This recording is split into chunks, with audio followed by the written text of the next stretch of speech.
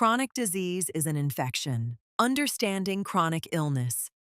Written and produced by William Dean Nordquist, Doctor of Dental Medicine, Master of Science, Diplomat, of the American Board of Oral Implantology.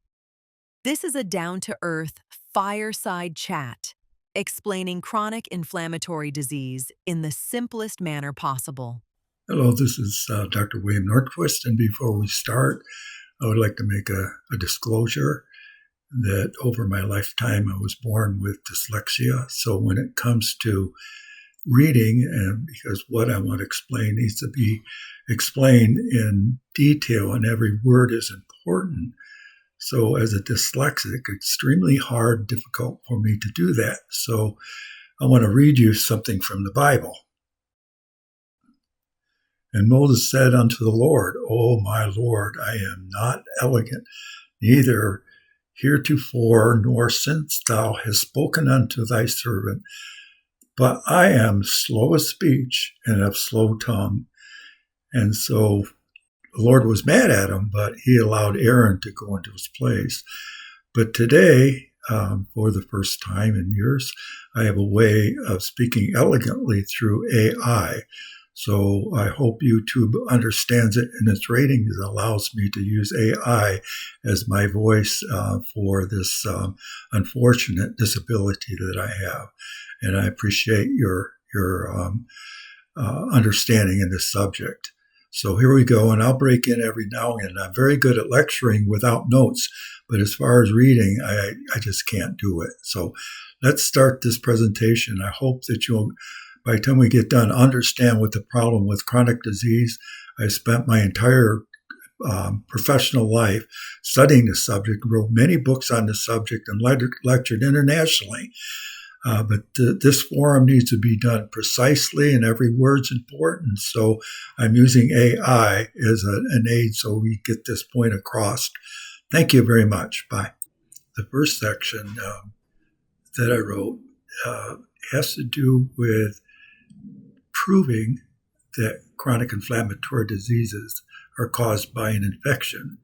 And so what I'm going to show you here is definitive proof that chronic inflammatory diseases, or once called autoimmune diseases, are not autoimmune diseases, but it's the body's immune system reacting to viruses. And so it answers the questions that have been secret for years as to what is the underlying cause of chronic disease. And so AI is going to read this presentation that I wrote, and it's very important that you understand this in detail. It's very simple, but without this information, you won't understand chronic disease. Recent research has shown that bacteria from our mouths can enter the bloodstream via bacteremias and travel throughout the body, causing chronic inflammatory diseases. They do so by penetrating and entering the blood vessel walls. These invaders set up camps and cause severe harm. Very recent research has shown that missing micronutrients in our modern diets can prevent this invasion, and given enough time, can reverse this harm. Dr. Nordquist calls it an antimicrobial diet. The Public Broadcasting Network, PBS, in a 2007 documentary called The Hidden Epidemic: Heart Disease in America, reported how heart disease became the leading cause of death in the United States of America. Dr. Daniel Levy, Dr. Steve Nissen, and Dr. Peter Libby reported how researchers at the Cleveland Clinic developed a micro-ultrasound unit that is so tiny it can be snaked up from within the femoral artery into the heart. Once within the heart arteries, the ultrasound probe can then scan and record any accumulation of atherosclerotic plaque within the artery walls. According to their description of their results, they use exclamatory words like astounding, major breakthrough, and amazing. They found 99% more lesions in the artery walls than traditional angiograms had found in the past. Most of the lesions were very tiny and could not be detected in any other way. This seminal research, in Dr. Nordquist's opinion, was the most important breakthrough in medicine today. Just by extrapolating from the vast number of small lesions found, it could be estimated that hundreds of thousands, if not millions, of these tiny lesions are located within the blood vessels throughout the entire body.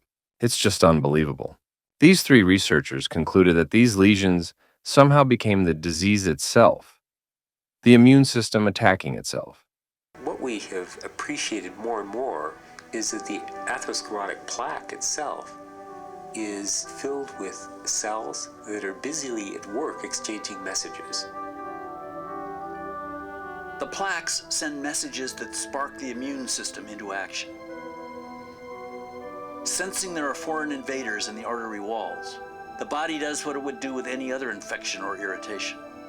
It responds with a cascade of chemical reactions that create inflammation at the site of the plaque. White blood cells come to try to help heal the inflamed site. Anywhere else in the body, this would be a normal, healthy reaction. But in the heart, once the white blood cells arrive, they're trapped in the plaque and can't do their job. Instead, they trigger even more massive inflammation. The same warriors that we use to fight off invaders are turned against us and become, indeed, the disease itself. Other researchers pointed out in their book titled Inflammatory Atherosclerosis, Characteristics of the Injurious Agent, that there must be an injurious agent involved with atherosclerosis, but they just didn't know what this agent was. Dr. Nordquist, in his microscopic research studying oral microbes located in the dental plaque of his patients, suspected oral spirochetes because of their dominant presence in patients' mouths with moderate to severe periodontal disease. This led to an intensive literature search concerning these suspected oral spirochetes. 2 weekends searching the libraries located in the University of California, Los Angeles, led to articles published at the turn of the last century.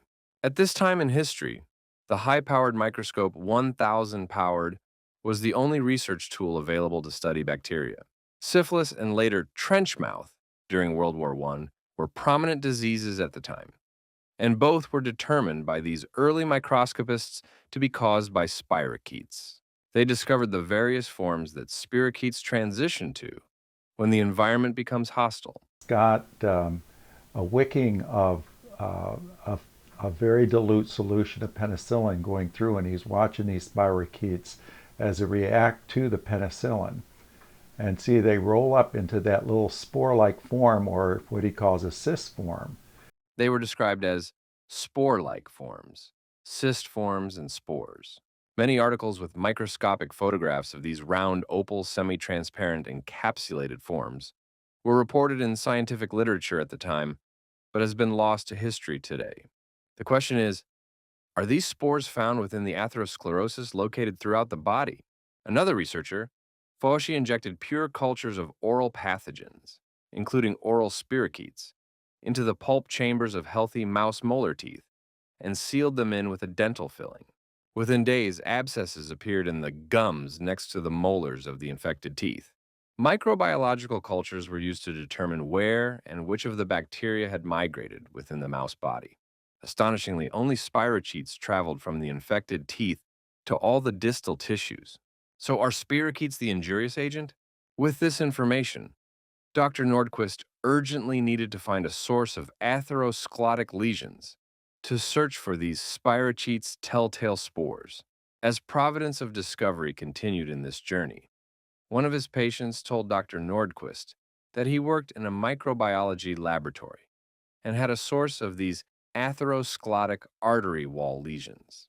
Long story short, Dr. Nordquist made the discovery of a lifetime. These spores were in every sample. So, how do we stop oral spirochetes from getting from the mouth to the blood vessel walls where they cause harm? 1. Use a water pick, TM, or any other type of irrigator every day to keep the bacterial load down around the teeth. 2. Put yourself on an antimicrobial diet to kill these bugs in the blood before they can drill holes in the blood vessel walls and cause harm. Thank you for listening. This description is the smallest thimble that Dr. Nordquist can condense this most important information into. For more detailed information, go to his Facebook profile where his website address is located. The antimicrobial diet formulas are located within the last chapters of the 3 most recent books, and the sources of the ingredients are located on the website. There is absolutely no reason to suffer from chronic disease today.